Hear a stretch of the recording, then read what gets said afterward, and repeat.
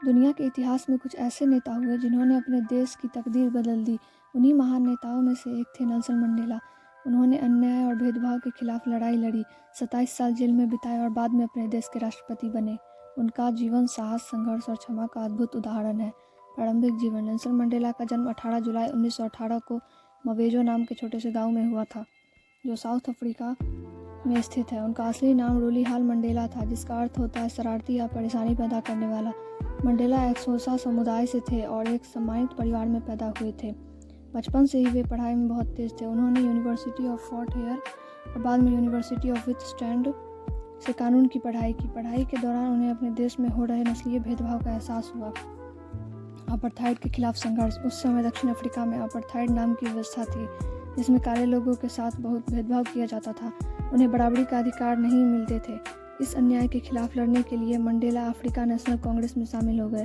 उन्होंने कई आंदोलन और विरोध प्रदर्शन आयोजित किए और समान अधिकारों की मांग की। धीरे धीरे वे आज़ादी और समानता की लड़ाई के सबसे बड़े नेता बन गए।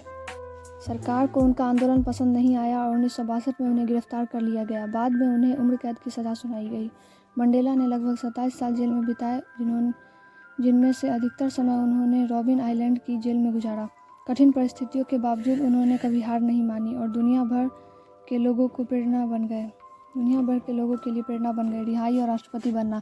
1990 में अंतर्राष्ट्रीय दबाव और देश में बढ़ते आंदोलन के कारण नेल्सन मंडेला का जेल से रिहा कर दिया गया।